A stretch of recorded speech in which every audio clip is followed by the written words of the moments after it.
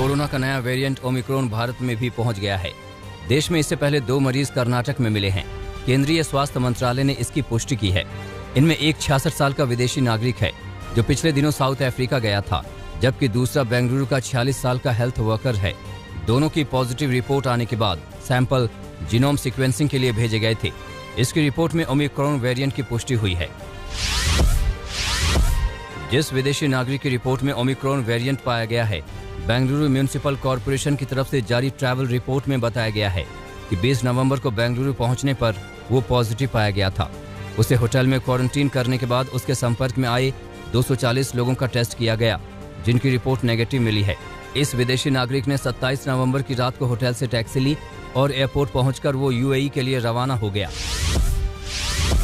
दूसरे Omicron variant से संक्रमित मिले भारतीय हेल्थ वर्कर के बारे में बताया गया है कि उसे वैक्सीन की दोनों डोज लग चुकी हैं और उसकी कोई ट्रैवल हिस्ट्री नहीं है। उसके संपर्क में आए सभी लोगों की पहचान कर ली गई है। स्वास्थ्य विभाग की बनाई 27 लैब में संक्रमितों की जीनोम सीक्वेंसिंग की जा रही है। भारत ने नए वेरिएंट के खतरों को बेहद संजीदगी से लिया है। दिल्ली से लेकर केरल तक जबरदस्त चौकसी बरती जा रही है। संसद में देश के नागरिक उड्डयन मंत्री ने वायरस के नए वेरिएंट को रोकने का प्लान बताया। क्वारंटीन 7 दिन के लिए रखना, होम क्वारंटीन 8वें दिन पे टेस्ट करके उसके बाद अगले 7 दिन मॉनिटर करके फिर वे अपना आवागमन शुरुआत उनकी हो सकती है। इसे हमें ध्यान में रखना होगा, दोनों का हमें संगम बनाना होगा। भारत ने 11 देशों से आने वाले यात्रियों को जोखिम वाली कैटेगरी में डाला। भारत में रिस्क के आधार पर दुनिया के सभी देशों को 2 भागों में बांटा गया है। पहला, कंट्री एट रिस्क। ऐसे देशों से आने वाले लोगों को एयरपोर्ट पर RT-PCR टेस्ट करवाना होगा और पॉजिटिव आने पर उनका इलाज होगा, जबकि नेगेटिव आने पर उन्हें 7 दिन के लिए होम क्वारंटीन किया जाएगा और उसके बाद फिर से टेस्ट होगा। उसके बाद भी नेगेटिव आने पर वो मॉनिटरिंग में रहेंगे। भारत को मिलाकर कुल 30 देशों में ओमिक्रॉन के 375 मरीजों की पुष्टि हो चुकी थी। 24 नवंबर को ओमिक्रॉन वेरिएंट को पहली बार देखा गया और 10 दिन के भीतर ही इसने करीब 450 मरीजों को अपने चपेट में ले लिया है। रिसर्च के मुताबिक ओमिक्रॉन वेरिएंट से संक्रमण डेल्टा वेरिएंट के मुकाबले 5 गुना ज्यादा तेजी से फैलता है। इस बीच नॉर्वे में ओमिक्रॉन वेरिएंट का विस्फोट हुआ है। एक पार्टी से निकले 50 लोग कोरोना पॉजिटिव मिले और सभी ओमिक्रॉन से संक्रमित हुए। ओस्लो में एक पार्टी में ये लोग शामिल हुए थे। अभी और मामले बढ़ सकते हैं। ओमिक्रॉन की R वैल्यू भी काफी ज्यादा है। डॉक्टरों की माने तो ओमिक्रॉन से संक्रमित एक मरीज 18 स्वस्थ लोगों को बीमार बना सकता है। ओमिक्रॉन वेरिएंट में म्यूटेशन भी 45 से 52 तक देखे जा चुके हैं, जिसकी वजह से इसके मानव कोशिका से जुड़ने की आशंका बढ़ जाती है। कोरोना के नए वेरिएंट ओमिक्रॉन की तस्वीर भी सामने आ गई है। ये किसी नक्शे जैसा दिखता है। पहले के कोरोना वेरिएंट से ओमिक्रॉन का रूप बहुत बदला हुआ है। इस तस्वीर को रोम के बेबी जीसस पेडियाट्रिक हॉस्पिटल ने जारी किया है। दावा यही है कि कोरोना का नया स्ट्रेन पहले वाले स्ट्रेन से काफी अलग है। पहले वाले वेरिएंट से ज्यादा म्यूटेट करने वाला नजर आ रहा है। वेब सीरीज मिर्जापुर में ललित का किरदार निभाने वाले एक्टर ब्रह्म मिश्रा की हार्ट अटैक से मौत हो गई। मुंबई के वर्सोवा इलाके में रहने वाले अभिनेता ब्रह्म मिश्रा का शव उनके फ्लैट में बरामद हुआ। एक्टर ब्रह्म मिश्रा पिछले 4 सालों से अपने किराए के अपार्टमेंट में अकेले रह रहे थे। फ्लैट से जब बदबू आनी शुरू हुई तो पड़ोसियों ने पुलिस से शिकायत की, जिसके बाद पुलिस ने डुप्लीकेट चाबी से फ्लैट का दरवाजा खोला, जहां बाथरूम में पड़ा ब्रह्म मिश्रा का शव पूरी तरह से सड़ चुका था। बताया ये भी जा रहा है कि 29 नवंबर को ब्रह्म मिश्रा को सीने में दर्द की शिकायत हुई थी। वो डॉक्टर के पास चेकअप कराने गए थे, जिसके बाद गैस की दवा देकर ब्रह्मा को घर पर आराम करने की सलाह दी गई। एक्टर की मौत के केस को पुलिस ने एक्सीडेंटल डेथ रिपोर्ट के रूप में दाखिल किया है। इस केस में आगे की जांच जारी है। ब्रह्म मिश्रा ने मिर्जापुर के अलावा कई फिल्मों में भी काम किया था, जिनकी मौत पर बॉलीवुड के कई कलाकारों ने शोक जाहिर किया। महाराष्ट्र सरकार ने गुरुवार को डीजी होमगार्ड और मुंबई के पूर्व पुलिस कमिश्नर परमवीर सिंह को निलंबित कर दिया। महाराष्ट्र सरकार ने देवाशीष चक्रवर्ती की रिपोर्ट पर परमवीर सिंह के खिलाफ कार्रवाई की है। परमवीर सिंह पर सेवा के नियमों का उल्लंघन करने का आरोप है। परमवीर सिंह ने इसी साल मार्च महीने में मुख्यमंत्री उद्धव ठाकरे को एक चिट्ठी लिखकर तत्कालीन गृह मंत्री अनिल देशमुख पर 100 करोड़ रुपए की वसूली का आरोप लगाया था। आज भारत और न्यूजीलैंड के बीच दूसरा टेस्ट मुंबई में शुरू होगा, जहां टीम इंडिया टेस्ट मैच जीतने के साथ सीरीज जीतने के इरादे से मैदान पर उतरेगी। हालांकि मैच में बारिश विलन साबित हो सकती है। मुंबई में रुक रुक कर बेमौसम बारिश हो रही है। दूसरे टेस्ट में विराट कोहली की वापसी होने जा रही है। ऐसे में एक खिलाड़ी का बाहर होना तय है। कानपुर में खेला गया पहला टेस्ट बिना किसी नतीजे के ड्रॉ हुआ था। ऐसे में जो भी टीम मुंबई टेस्ट जीतने में कामयाब होगी वो सीरीज पर कब्जा जमा लेगी।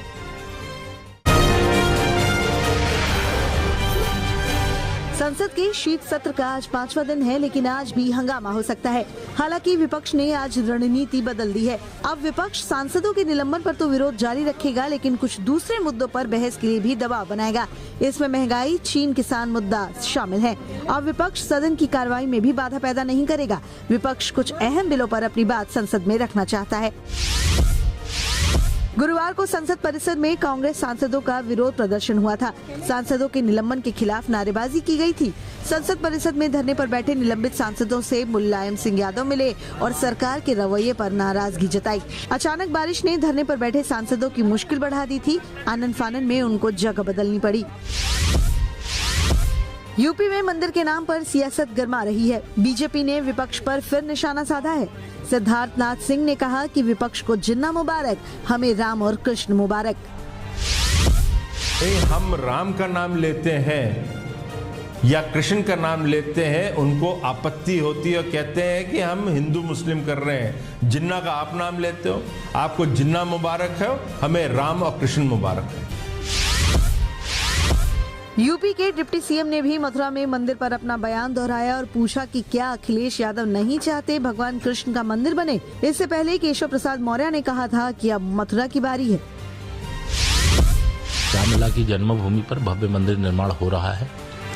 बाबा विश्वनाथ मंदिर का भव्य कॉरिडोर बन रहा है काशी में, और मथुरा में श्री कृष्ण की जन्मभूमि पर भव्य मंदिर बने, यह हर श्री कृष्ण जी के भक्त की इच्छा है, आकांक्षा है। मैं भी उस भाव को ही प्रकट किया हूँ। यूपी चुनाव के लिए सारी पार्टियों ने कमर कस ली है। कल सहारनपुर में मां शांकाभरी देवी राजकीय विश्वविद्यालय का उद्घाटन करने अमित शाह पहुंचे, जहां उनके साथ योगी आदित्यनाथ भी मौजूद थे।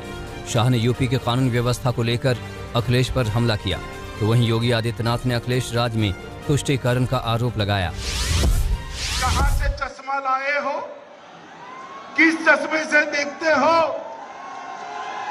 आपके 5 साल और योगी जी के 5 साल मैं तुलना लेकर आया हूं। डकैती में योगी सरकार के शासन में 70% की कटौती हुई है। 70% लूट व हथियारों के साथ लूट में 69% की कमी हुई है। हत्या में 30% की कमी हुई है। जी, आपके शासन के अंदर यूपी में माफिया राज था, आज यूपी में कानून का राज करने का काम भारतीय जनता पार्टी की योगी सरकार ने। अखिलेश यादव मिशन बुंदेलखंड पर हैं, जहां कल उन्होंने झांसी और ललितपुर में रैलियां की और योगी सरकार पर जमकर हमला बोला। तो वहीं प्रियंका गांधी ने मुरादाबाद का दौरा किया, जहां उन्होंने महिलाओं के अपराध का मुद्दा उठाते हुए योगी सरकार पर निशाना साधा। टीएमसी और कांग्रेस अब एक दूसरे के खिलाफ खुलकर मैदान पर आ गए हैं। ममता के कांग्रेस पर हमले के बाद कांग्रेस नेताओं ने पलटवार किया। कांग्रेस का कहना है कि बिना कांग्रेस के बीजेपी को नहीं हराया जा सकता। वहीं अधीर रंजन ने कहा कि बीजेपी और टीएमसी की भाषा एक हो चुकी है। अरविंद केजरीवाल और पंजाब के मुख्यमंत्री चरणजीत सिंह चन्नी के बीच जुबानी जंग छिड़ गई है। पंजाब के पठानकोट पहुंचे केजरीवाल ने पार्टी की तिरंगा यात्रा के दौरान सीएम चन्नी के बयान पर जमकर पलटवार किए। दिल्ली के सीएम ने चन्नी को जवाब देते हुए कहा कि मेरा रंग काला जरूर है, मगर नीयत साफ है। इससे पहले चन्नी ने केजरीवाल को काला अंग्रेज करार दिया था। कल उन्होंने मेरे को कहा कि मैं काला हूँ। मैं उनको कहना चाहता हूँ कि मेरा रंग काला हो सकता है। मैं मानता हूँ कि मेरा रंग काला है। मैं तो गाड़ी में जमीन पे पिंड पिंड में घूम रहा हूँ। धूप में मेरा रंग काला हो गया। आपकी तरह मैं हेलीकॉप्टरों में नहीं घूमता, आपकी तरह मैं आसमान में नहीं रहता। सुप्रीम कोर्ट की फटकार के बाद दिल्ली की अरविंद केजरीवाल सरकार ने स्कूल बंद करने का ऐलान कर दिया है। दिल्ली एनआरसी प्रदूषण मामले पर सुनवाई के दौरान सुप्रीम कोर्ट ने कल काफी सख्त रुख अपनाया था। कोर्ट ने केंद्र और राज्य सरकारों को 24 घंटे का अल्टीमेटम देते हुए कहा कि वो कुछ करें, नहीं तो अब कोर्ट कदम उठाएगा।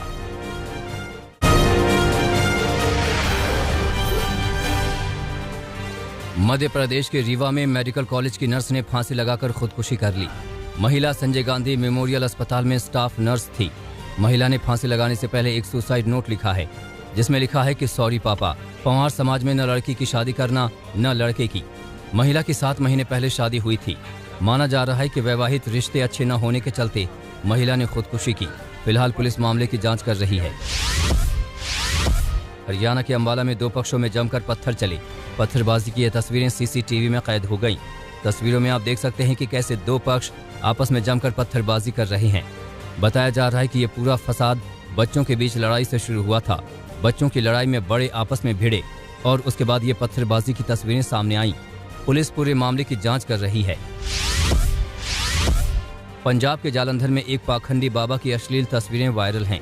मामला कस्बा फिल्लौर का है। बाबा एक नामी डेरे का मुखिया है।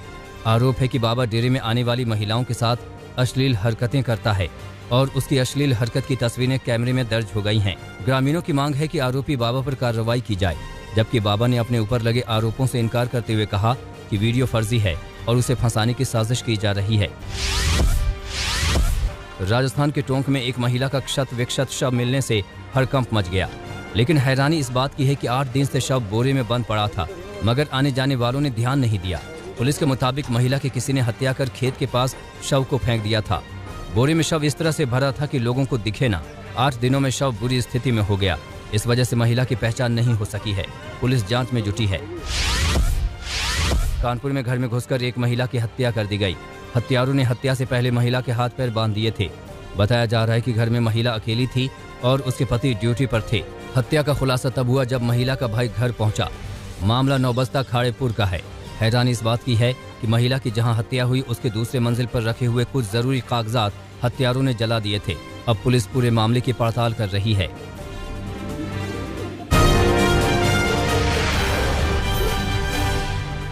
अमेरिका के रक्षा मंत्री लॉयड ऑस्टिन ने चीन पर निशाना साधा है। सुपरसोनिक हथियारों को बढ़ाने पर लगाम लगाने की चेतावनी दी है। ऑस्टिन सुरक्षा मसौदे पर बातचीत के लिए साउथ कोरिया के दौरे पर हैं। रूस से बढ़ती तनातनी के बीच यूक्रेन के विदेश मंत्री दिमित्रो क्यूलबा ने अमेरिका के विदेश मंत्री एंटनी ब्लिंकन से मुलाकात की। 57 देशों के अंतर्राष्ट्रीय संगठन OSCE की बैठक में शामिल होने के लिए दोनों नेता स्टॉकहोम पहुंचे हैं। यूक्रेन में रूस समर्थित अलगाववादी फिर से सिर उठा रहे हैं। एक अलगाववादी पूर्वी यूक्रेन में सेना की वर्दी में गश्त देता दिखा। अलगाववादियों के सेना बढ़ाने की भी खबर मिली है। साल 2014 में यूक्रेन और रूस समर्थित अलगाववादी गुट के बीच लड़ाई में 1400 लोग मारे गए थे। चीन से लगी सीमा पर वायरस के खतरों को लेकर हांगकांग हेल्थ कोड नाम का मोबाइल एप्लीकेशन जारी करेगा। 10 दिसंबर से चीन से हांगकांग आने वाले सभी यात्रियों के लिए हेल्थ कोड ऐप अनिवार्य होगा। साउथ कोरिया में कोरोना के मामलों में दूसरे दिन भी रिकॉर्ड बढ़ोतरी दर्ज की गई। पिछले 24 घंटे में 5200 नए संक्रमितों के पाए जाने और ओमिक्रॉन की दस्तक से साउथ कोरिया सक्रिय में है।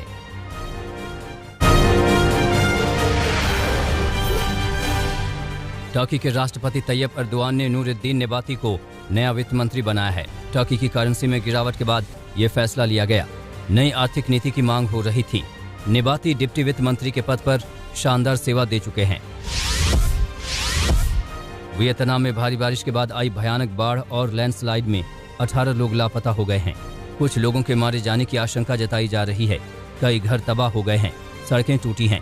लोगों को ढूंढने में बचाव कर्मी जुटे हैं। वियतनाम में पिछले साल लैंडस्लाइड में 378 लोग मारे गए थे। गाजा युद्ध में बर्बाद कैथोलिक स्कूलों को निर्माण कार्य के बाद खोला गया। स्कूल में क्रिसमस की तैयारियों को लेकर छात्रों में भारी उत्साह है। इजराइल और फिलिस्तीन के बीच पिछले साल गाजा में महीनों तक लड़ाई हुई थी। ब्रिटेन के शाही घराने की बहू और हॉलीवुड अभिनेत्री मेगन मार्कल ने एक अखबार के खिलाफ केस जीता है। अखबार ने मार्कल के खिलाफ उनकी निजता को लेकर हाईकोर्ट में याचिका दायर की थी। अखबार ने अपने पिता के नाम लिखे मार्कल के पत्र को सार्वजनिक कर दिया था। मशहूर फैंटेसी सीरीज द विचर के दूसरे सीजन का लंदन में प्रीमियर हुआ। 17 दिसंबर को दुनिया भर में द विचर सीजन 2 का वर्ल्ड प्रीमियर होगा। पोलैंड के लेखक आंद्रे सापकोस्की की किताब पर द विचर आधारित है। फिल्म की तुलना गेम ऑफ थ्रोन से हो रही है। आज तक बेमिसाल 20 साल।